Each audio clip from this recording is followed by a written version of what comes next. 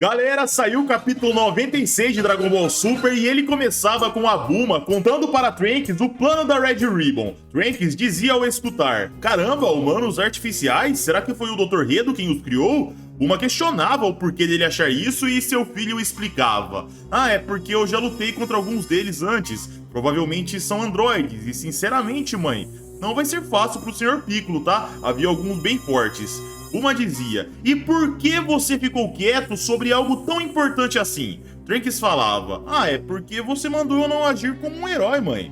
Uma respirava fundo e dizia: "Tá, eu admito, eu estraguei tudo. Se eu soubesse disso antes, talvez tivesse feito algo pra evitar tudo isso." Só que nessa hora, galera, Goten chegava na nuvem voadora, Trunks via o seu parceiro e o filho mais novo de Goku saltava dizendo: "Desculpa a demora, Trunks." "Ah, oi, senhora Bulma. Eu e o Trunks tinha conversado de estudar juntos, mas é um mau momento?" Bulma respondia: "Tá, podem parar de fingir, vocês estão liberados do castigo. Vamos ajudar o Piccolo, deem tudo de si." Trunks comemorava animado, se virava para Goten e dizia: "Goten, depois de tanto tempo, a gente finalmente vai poder se tornar Saiyamens novamente." Goten falava: "Tá, mas por quê?" Trunks explicava: "Aparentemente, o Redo foi libertado da cadeia sem que a gente soubesse, e parece que ele está junto do exército da Red Ribbon." Enquanto ele explicava, galera, Bulma chamava sua aeronave e dizia: "Vamos, meninos, me digam a localização do Piccolo." Trunks absorvia aquelas palavras, começava a tentar localizar o Ki do Namekuseidin e ele apontava para um lado. Porém, galera, Goten apontava dizendo que era para outro. Trunks, mostrando um péssimo controle de Ki, dizia: "Será, cara? Pra lá também é possível." Goten respondia: "Não, cara, esse aí é o Sr. Dendê." Bulma pegava o telefone nessa hora e dizia: "Sinceramente, vocês não são úteis nem num momento importante como esse?" Bom, tudo bem, eu ligo e pergunto diretamente pro Piccolo: "Será que ele vai me atender essa hora?" A cena cortava para a base da Red Ribbon e lá, galera, o próprio Piccolo explodia o seu Ki. Redo, Magenta e Carmine olhavam chocados. Gohan e Gama 1 não sabiam o que fazer. Gama 2 recuava se reposicionando e Piccolo pousava em solo firme. Ele encarava com seu Ki exalando pelo ambiente e a cena voltava para a Corporação Cápsula.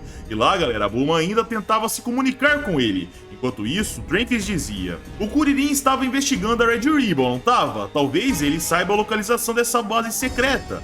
Bulma falava: "Então vamos chamar o Kuririn também. Seria bom se a 18 fosse junto." A cena cortava para Gama 2 irritado, ele energizava seu punho e avançava. Ele questionava o que havia acontecido e batia. Mas ao se dar conta, galera, Piccolo não tomava dano algum. O Namekuseidin apenas encarava e o androide recuava, mas prontamente voltava atacando. Piccolo olhava sem paciência e o androide continuava batendo sem parar. Pan olhava impressionada e Redo chocado. Já a Gama 2 insistia nos golpes. Por que até agora há pouco ele vencia aquele Namekuseidin e do nada a diferença de poder aumentou?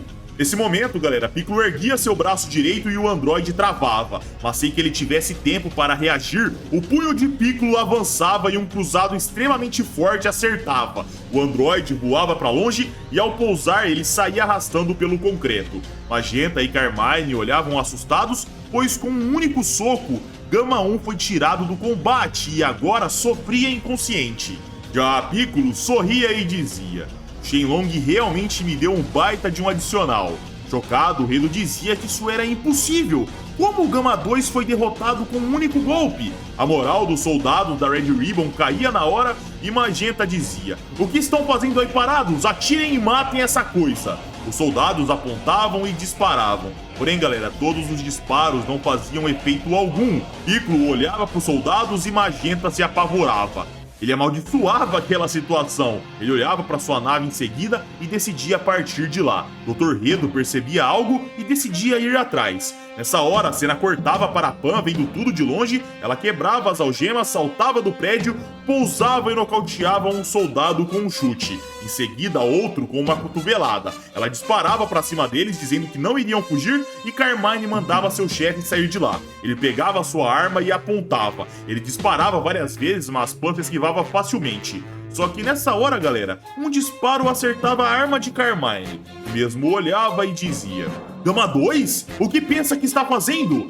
O androide massageava seu rosto, graças ao soco de Piccolo, ele guardava sua arma e dizia: Graças à sua ação, eu acabei de me convencer sobre quem são os verdadeiros vilões aqui. Carmine gelava, mas ao se dar conta, Pan aparecia do lado dele e chutava. Ela pousava e avançava com um direto. Ela recuava em guarda e Carmine caía com dor. De longe, Piccolo observava feliz, ele voltava para sua forma base e falava: Gohan, já chega, pode parar de lutar. Gohan olhava confuso e questionava do porquê. Piccolo explicava: parece que houve um mal-entendido de ambas as partes. A cena cortava para Magenta descendo num túnel de acesso em alta velocidade, mas atrás dele Dr. Redo se aproximava, questionando o que ele planejava fazer.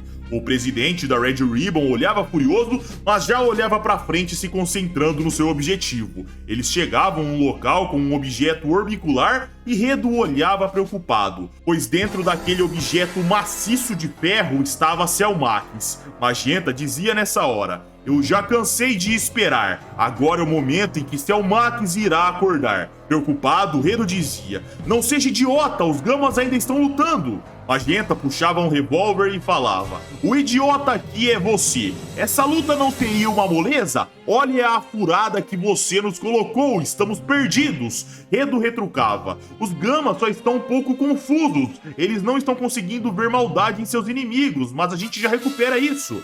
Magenta apontava a arma e dizia: isso é por causa dos elementos heróicos que você implantou neles. Mas, sinceramente, eu não vi a hora desse momento chegar e eu acabar com você. Ele disparava com seu revólver, galera, e Redo era acertado. Ele caía do automóvel de acesso e batia no chão. Magenta sorria, parava seu automóvel e saía correndo para os computadores. Ao chegar, ele começava a liberar o acesso, mas Redo já aparecia atrás dançando, como se nada tivesse acontecido. O mesmo dizia: já se esqueceu que eu te disse naquele dia? A minha pele foi modificada para suportar um certo grau de impactos. Esse tipo de disparo não irá me derrotar. Ele tirava seu jaleco e agora sua fantasia de herói surgia. Magenta via aquilo e dizia: ah, é verdade, agora eu me lembro de você ter me dito algo do tipo. Redo falava: se você se lembra, então se afasta daí. Animado, Magenta falava: mas deixa eu te falar, eu também fiz algumas modificações parecidas no meu corpo. Redo olhava confuso e Magenta puxava um cabideiro de uma gaveta. Ele começava a tirar seu terno e Redo dizia: sério que você tá tirando o terno? Eu já posso atirar em você? Magenta falava: espera um pouco, não vê que o meu terno é luxuoso e pode sujar? Ao tirar sua roupa de luxo, galera, nos era mostrado ele com um corpo metálico. Redo olhava impressionado e Magenta explicava enquanto se exibia: do ponto de vista de um gênio que criou androides tão poderosos, talvez essas modificações não sejam grande coisa. Mas provavelmente eu sou mais forte do que você agora. Dessa vez, doutor, você já era. Redo nessa hora chamava Hashimaru, o seu trunfo que foi capaz de até mesmo jogar Kuririn para longe. A abelha androide pousava no presidente e picava. Magenta nessa hora sentia o impacto, tentava dar um tapa, mas Hashimaru partia tranquilamente. Redo se aproximava e dizia: eu já tinha dito, não? Mesmo que se modifique, se ainda restar qualquer parte humana, a pessoa morrerá com o veneno de Hashimaru.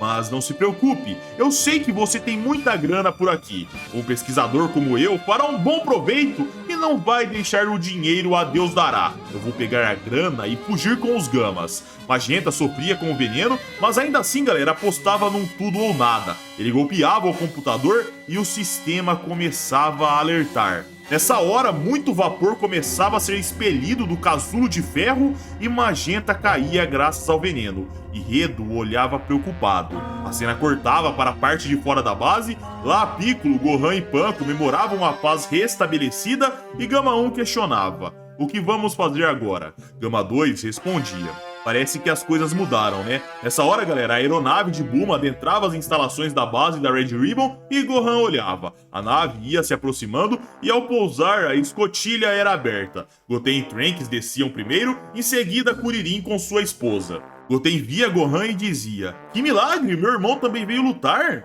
Gohan forçava sua visão e questionava: é a voz do Goten? Preocupada, Pan dizia: papai, e seus óculos? Gohan respondia: ah, sem querer eu joguei eles fora. Bulma nessa hora falava: eu trouxe reforços confiáveis para nos ajudar, tirando a polícia.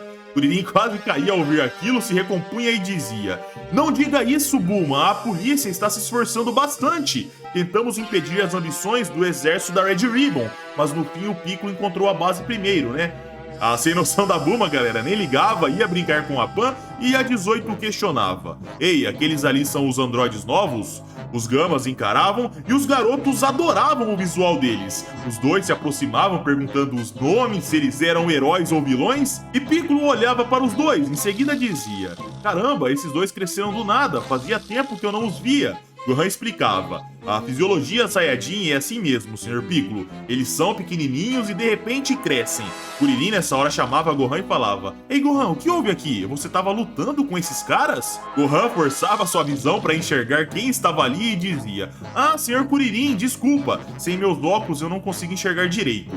Piccolo falava: "Peraí, Gohan, quando você se transforma, a sua visão melhora?" Gohan respondia que provavelmente sim, e a cena cortava para Magenta, agonizando com o veneno. Em seguida, nos era mostrado Redo, tentando reverter o processo de libertação de Cell Max. Porém, galera, era inútil. O vapor continuava saindo cada vez mais e mais, a ponto de começar a exalar para fora da base. A cena ia para Gama 2 dizendo: "Então, eu sou forte, mas eu perdi para aquele tal Piccolo quando ele ficou laranja." Os garotos ouviam aquilo e Goten questionava: "Que transformação é essa, Sr. Piccolo?" O Namekuseidin não sabia o que dizer e Gohan falava: "Caramba, Sr. Piccolo, quando você ficou laranja, o seu Ki aumentou demais."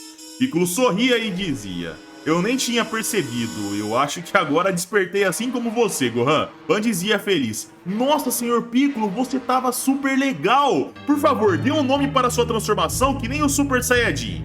O Namekuseidin dizia: "Um nome?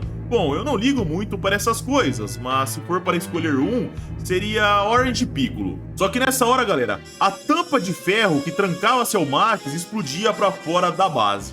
O pessoal olhava confuso e a cena cortava para Redo, assustado. O objeto de ferro orbicular rasgado nos era mostrado. Em seguida, uma mão se levantando e saindo de pouco a pouco lá de dentro. Em seguida, a cabeça de Cell Max começava a aparecer, e Redo não sabia o que fazer. Cell Max começava a se erguer até que aparecia por completo. De repente, ele soltava um grito ensurdecedor. O som ecoava forte por toda a base da Red Ribbon. Gohan, Pan, Goten e Trunks tampavam seus ouvidos, e nessa hora, uma aeronave saía da fumaça. Era Dr. Redo que gritava alertando: "Pessoal, o Cell Max foi ativado." Os Gamas escutavam assustados e quando Redo, galera, se dava conta, o gigante Cell Max estava nas costas de sua nave. A equipe olhava assustada e Cell Max concentrava seu Ki enquanto a nave partia para longe. Em seguida, ele repetia e dava outro grito, mas dessa vez ele explodia o seu Ki no ar. A explosão jogava o pessoal para trás e os Gamas avançavam preocupados. Em alta velocidade, eles procuravam por Dr. Redo, mas no meio daquele tanto de fumaça, eles não encontravam absolutamente nada, até que de repente a mão gigante de Cell Max saía tentando pegá-los. Os Gamas se esquivavam, começavam a fugir, até que por trás deles a cauda em forma de massa de Cell Max chegava. Os dois conseguiam se esquivar a tempo, mas ao se reposicionarem, Cell Max já aparecia na frente deles. Gama 1 entrava em guarda e dizia: "Vamos pra cima." Os dois avançavam e começavam a atacar em conjunto, porém tentavam manter a longa distância para evitar contato com aquela criatura descontrolada. Mas prontamente, Cell Max percebia e avançava em Gama 2. O androide saía do avanço e na mesma hora Gama 1 aproveitava para se energizar no céu e descer chutando. O ataque acertava limpo no gigante, mas o mesmo nem ligava. Ele afastava o androide como se fosse um inseto. Gama 1 sofria com aquele mero tapinha e de repente a cauda de Cell Max explodia no seu corpo. Ele era jogado para longe, batia nos prédios e a equipe de Guerreiro Z olhavam preocupados, até que Piccolo falava: "Vamos ajudar na luta." Preocupado, Kuririn dizia: "A gente estava investigando para evitar confronto e no final vamos ter que lutar na pior das situações." Piccolo jogava uma semente para Gohan, mas o Vegeta de mão furada, galera, tentava pegar, mas não conseguia. A semente ia quicando de um lado para o outro até que caía numa fenda do solo que havia sido formada no combate. Gohan olhava a semente caindo e Piccolo ficava puto. O rapaz se desculpava e dizia que estava sem óculos, por isso não tinha conseguido pegar. Na mesma hora, Goten falava: "Irmãozão, vocês acabaram de lutar, né?" Trunks complementava: "Então deixem isso conosco, descansem um pouco." Gohan e Piccolo olhavam surpresos e os garotos pousavam. Eles mostravam seus relógios, ativavam e o traje de herói aparecia. Em conjunto, eles diziam: "Para limpar o mundo do mal e deixá-lo mais bonito do que nunca, os heróis da limpeza, Saiyaman X1 e Saiyaman X2, entram finalmente em cena." A pequena Pan era a única que aplaudia, ela achava tudo aquilo o máximo, porém Bulma dizia: "Garotos, esperem aí, isso não é brincadeira." Os dois disparavam pra cima em alta velocidade e o capítulo encerrava aqui, galera. Eu achei o capítulo bem bacana e eu quero chamar a atenção de vocês para essa imagem do Cell Max gritando. Olha que traço absurdo que o Toyotaro fez aqui. Eu particularmente gostei demais. Mas e vocês, curtiram? Se sim, por favor, deixem um like para ajudar o canal, se inscrevam se ainda não forem inscritos e se quiserem bater um papo comigo sobre esse capítulo, vão lá no meu Twitter, @Jeter. Bom, é isso, galera. Um abraço, fiquem com Deus e tamo junto.